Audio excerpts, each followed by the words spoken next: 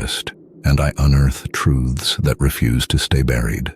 And tonight, workers entombed in concrete, voices silenced by power, a building that tried to forget, the Manila Film Centre, where ambition devoured lives. If you seek the stories long buried, then join the pack, subscribe, walk with me. Some voices refuse to be silenced. Let the howling begin. The vision and the deadline. In 1981, the Philippines was under the iron grip of Ferdinand and Imelda Marcos. While her husband ruled with an iron fist, Imelda Marcos was busy crafting her own legacy through what critics would later call an edifice complex, an obsession with building monuments to her own perceived greatness. Her latest obsession was transforming Manila into the film capital of Asia. She envisioned something that would make Cannes look provincial, something that would announce to the world that the Philippines had arrived on the cultural stage. The centerpiece of this dream would be the Manila Film Centre, a $25 million palace of cinema designed to mirror the grandeur of the Greek Parthenon. But Imelda Marcos was a woman who didn't understand the word impossible. She had already committed to hosting the first Manila International Film Festival on January 18, 1982. The world's press would be watching. Hollywood celebrities would be attending. The Philippines would be in the global spotlight. The problem was simple, but catastrophic. They were starting construction with only 170 days until opening night. To put this in perspective, what they were attempting to build would normally take years of careful planning and construction. Instead, they were going to throw 4,000 workers at the problem, running 3 shifts around the clock, and hope that human determination could overcome the laws of physics and engineering. What they created instead was a perfect storm of dangerous conditions that would lead to one of the Philippines' most tragic industrial disasters. The accident and the order. November 17, 1981 started like any other night shift for the construction workers at the Manila Film Centre. It was just past 3 a.m. and the men were working on the 6th floor, pouring quick-drying cement, another corner cut in the name of speed. The scaffolding beneath them was overloaded and undersupported, pushed beyond its limits by the relentless pressure to meet that impossible deadline. Then, in an instant that would haunt the Philippines forever, the scaffolding gave way. The collapse was devastating. Workers fell through multiple floors, some crushed by tons of falling steel and concrete, others disappearing completely into the quick-setting cement below. In those first chaotic moments, fellow workers managed to recover 26 bodies from the debris. But even as they worked frantically to save their colleagues, they knew that many more had simply vanished beneath the surface. What happened next reveals everything you need to know about the priorities of the Marcos regime. Instead of emergency vehicles racing to save lives, a different kind of response took priority. Security forces immediately surrounded the site, creating an impenetrable barrier. No ambulances were allowed through. No rescue teams could enter. No journalists were permitted to document what had happened. For 9 unbearable hours, any workers still trapped in that rapidly hardening concrete were abandoned while government officials crafted what they euphemistically called an official statement. 9 hours during which concrete continued to set around human beings who may have still been clinging to life. The woman who allegedly made the decision that would forever stain this building with tragedy was Betty Benitez, the project supervisor and wife of Deputy Minister Jose Conrado Benitez. When she received that phone call in the early hours of November 17th, she faced an impossible situation. She could halt construction, bring in heavy equipment, and attempt a proper rescue operation that might save lives but would certainly delay the project. Or she could prioritize the deadline above all else. Whether Betty Benitez made this choice of her own accord or was simply carrying out orders from higher up in the Marcos regime remains unclear to this day. What we do know is that she was a middle manager in an authoritarian system where disappointing those in power could have devastating consequences. The question each listener must consider is whether she acted as a willing enforcer of this brutal calculus, or whether she was herself trapped by forces beyond her control. Regardless of who ultimately bore responsibility for the decision, the order went out. Construction would continue without interruption. When rescue teams were finally allowed onto the site 9 hours later, they found scenes that will forever remain seared into the memories of those who witnessed them.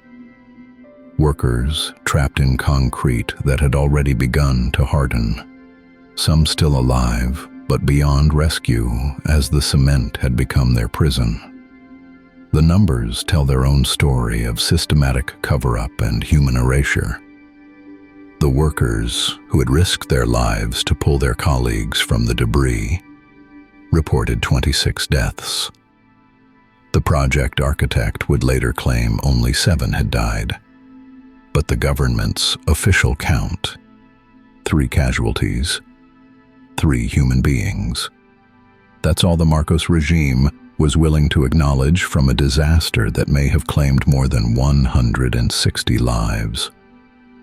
The show must go on.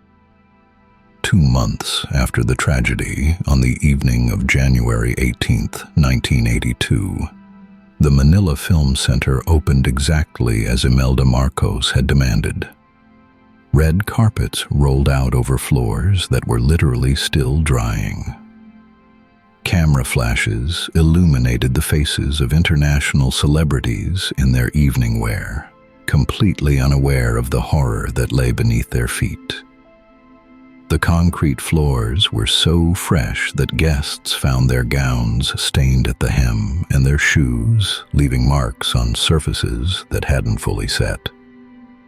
But the show, as they say, had to go on. These distinguished visitors danced and celebrated and toasted the future of Filipino cinema, never knowing that every step they took was directly above what had become an unmarked mass grave. Behind the glamorous facade, the workers who had survived that terrible night reported disturbing experiences. Strange sounds echoed through the building, sounds that had no source. Cold spots appeared in the tropical heat without explanation. There was a persistent odor that seemed to emanate from the walls themselves, something that shouldn't have been there but refused to go away. But Imelda Marcos had achieved her goal. The international press raved about the spectacular opening. The festival was declared a magnificent success. In the eyes of the world, the Philippines had indeed arrived on the cultural stage. The question that haunts this story is simple but profound. What does it cost a society when spectacle becomes more important than human life? When the applause of strangers matters more than the tears of widows and orphans? The Reckoning. Several months after the festival had ended, Betty Benitez was traveling with a companion on the winding road to Tagaytay when their car went out of control on a sharp curve, slamming into a tree. Benitez was killed instantly, while her companion survived with injuries. The official explanation was straightforward: driver error on a dangerous road. But in the Philippines, where the boundary between the seen and unseen world has always been porous, a different story began to spread through the communities that had lost sons and fathers and brothers in that concrete tomb. They whispered of justice from beyond the grave, of the dead reaching out to claim the woman who had sentenced them to be forgotten. When Imelda Marcos brought a medium to the film center to investigate reports of supernatural activity, the man went into a trance and delivered a message that chilled everyone present. Speaking in a language that wasn't his own, he said, "Now there are 169. Betty is with us." Whether you believe in supernatural vengeance or not, the message was clear. This was a story that refused to be buried, a tragedy that demanded acknowledgement. The Manila International Film Festival struggled to survive without proper funding and eventually collapsed after just 2 years. The building itself suffered damage in earthquakes and was abandoned for long periods, as if even the earth itself was rejecting what had been built upon it.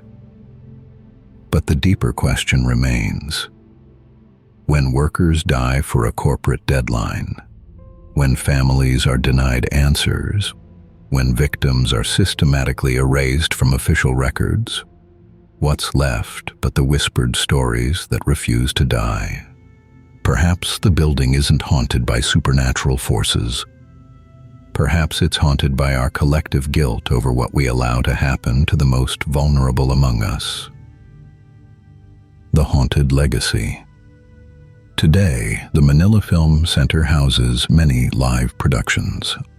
Audiences fill the seats to enjoy performances, most of them completely unaware of the foundation their chairs rest upon. The shows go on, the applause rings out, and life continues, as it always does. But I find myself thinking about the workers who never made it home from their shift on November 17th, 1981. I think about the families who were never given bodies to bury, never received proper explanations, never saw justice done. I think about the promises that were broken and sealed in concrete and steel. Today, this building stands as a monument to a fundamental question about what kind of society we choose to be. When human lives become acceptable losses in service of institutional ambition, when the powerless are sacrificed for the dreams of the powerful, what separates us from barbarism? Those workers who died weren't statistics in a cost-benefit analysis. They were human beings with names and families and dreams of their own. They went to work one night to build something beautiful, and they never came home. Their voices were silenced by those who had the power to silence them. But here's what I've learned about truth. It has a way of working its way to the surface, no matter how much concrete you pour over it. Silence, like cement, eventually develops cracks. And in those cracks, if we listen carefully enough, we can still hear the voices of those who demand to be remembered. So, do you believe the Manila Film Centre is haunted? Are there really ghosts walking those halls? Maybe the question isn't whether the building is haunted. Maybe the question is whether it should be. Some tragedies are too profound, too morally disturbing to ever truly rest in peace. Perhaps the Manila Film Centre isn't haunted by spirits. Perhaps it's simply unfinished business. The tomb. What is this place I find myself? I know not where I am. Somehow I sense that I am not alone. Silence, like I've never heard, is ringing in my head, and a coldness biting deep into my bones. I want to leave this place, but am unable to depart. Darkness, with no movement anywhere. My body feels so heavy, inhibited and wet, surrounded by a deluge of despair. I calmly try to reason. How did I get here? For a moment, though, my memory evades.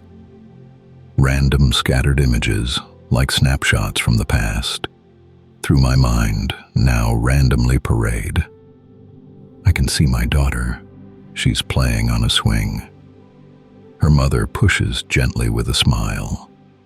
Now she wears an ivory gown, standing closely by my side, as flowers and confetti fill the aisle. At first, I just don't recognize the young man on the horse. He looks stately, with ambition in his eyes. Finally, I remember, this picture is of me. I looked so young, reinforcing how time flies. Those are my two brothers, and my sister in the front. That's the day that I got my degree. So close we are, although I never see them much these days. Life gets in the way sometimes, I've come to see. Now that's my ma and pa. They're getting older now. They worked so hard for what we have today, so we could have a future. They sacrificed so much. A debt we children never can repay. Back to sudden darkness, with an aching in my heart. Missing now, the loved ones I just saw. Now, all around me screaming, as I even scream myself. As the coldness, once again, begins to claw. Straining to remember my arrival to this void, I close my eyes to focus in my plight. A tiny little flicker, then suddenly I stand, looking down upon the city from a height. Standing on a platform, I'm holding building plans, a strong construction helmet on my head, and around me many builders, tradesmen of all kinds. When suddenly I feel a sense of dread. I know now why I'm standing there with drawings in my hand. Important information that I know. A fault in its integrity. This structure isn't safe. I try to warn the workers. They must go. I'm yelling at them, stop their work. We must get to the ground. But tragically, my warning was too late. For meters just below us, scaffolding giving way, as one by one we falling to our fate. Some clutched onto beams, cling dearly for their lives. Others struck the structure as they fell. But the rest of us free falling, as we finally reached the floor. Survived the fall, but discovered a new hell. For just minutes before, new concrete had been poured, many meters deep and drying fast. Like quicksand, it engulfed us as we tried to stay afloat. Praying that we hadn't breathed our last. No help there could reach us. The structure was too vast, with the concrete clamping tightly on my chest. I fight in desperation as I tried to stay aloft, so as not to be devoured with the rest. One last gulp of air, then it finally pulled me down, filling up my eyes and ears and lungs. Drowning slowly, sinking ever deeper underneath. One final desperate thought, and I was done. Cold and dark and silent as the concrete set like stone. There was no hope our bodies could be saved. The decision made to leave us here, together, but alone, and continue with construction on our grave. As time moved on, we restless spirits came to understand. Our bodies may be trapped, but not our souls. We learned to leave this wretched slab and visit floors above. To share this horrid secret was our goal. Some of us so angry, seeking out revenge. Soon transformed to something called a wraith, and vengeance on the woman who decided we should stay, trapped in the foundations of this place. Even still, we walk the halls, trying to find peace, as we fill hearts of the living with our doom. Though life goes on above us, their footsteps echo long on the surface of our long-forsaken tomb.